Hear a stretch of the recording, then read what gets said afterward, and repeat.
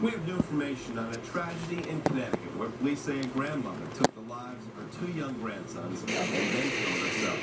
And Pope Benedict addressed tens of thousands of people in and around St. Peter's Square today in this final general audience before stepping down tomorrow. Here's a live look outside right now where we are still tracking rain across western Massachusetts. I'll let you know if it'll continue to rain through your Thursday with our 22 News Storm Team Skycast.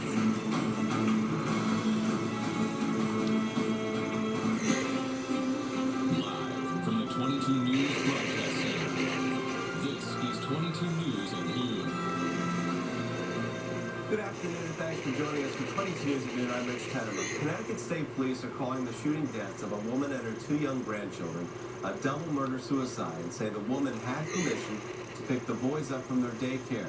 State Police spokesman Lieutenant Paul Vance says that 47-year-old Deborah Dennison was armed when she left her Stonington home to pick up the children from their daycare in North Stonington yesterday. State Police issued an Amber Alert last night for Dennison, 2-year-old Alton Perry, and his 6-month-old brother Ashton. 3 bodies were found later in a parked car in nearby Preston. State Police believe Dennison shot the kids and then killed herself.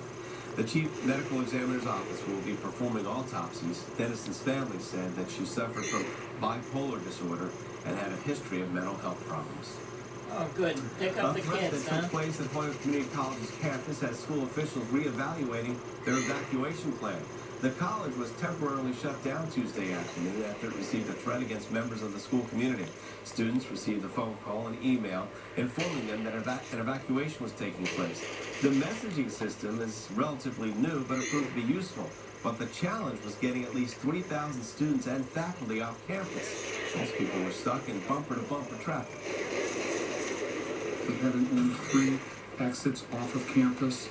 It is difficult to get everyone off campus in an orderly manner, plus we have buses. One of the things we're trying to do is actually build another exit off of campus, another entrance road, which would help with that. The Hampden County DA's office told 22 News that police arrested 23-year-old Cameron Faniel after the alleged threat. He'll be arraigned in Hoyle District Court today. Faniel is a student at HCC. We now have the name of the victim who died in an elderly housing fire in Westfield on Monday. The state fire marshal's office told 22 News that 17-year-old Margaret London was killed in the fire at the General Shepherd Apartments. Deputy Westfield Fire Chief Mark Devine says the fire started at a first-floor apartment. In addition to London's death, one firefighter had to be taken to Noble Hospital for injuries, but was released later that day. State Fire Marshal Stephen Cohen will hold a news conference at 2 this afternoon to announce how that fire started. Now for a 22 News follow-up, a police officer was accidentally shot during a SWAT training exercise in Chicopee Monday afternoon. And 22 News IT reporter Laura Hutchison has new details about what led up to that incident.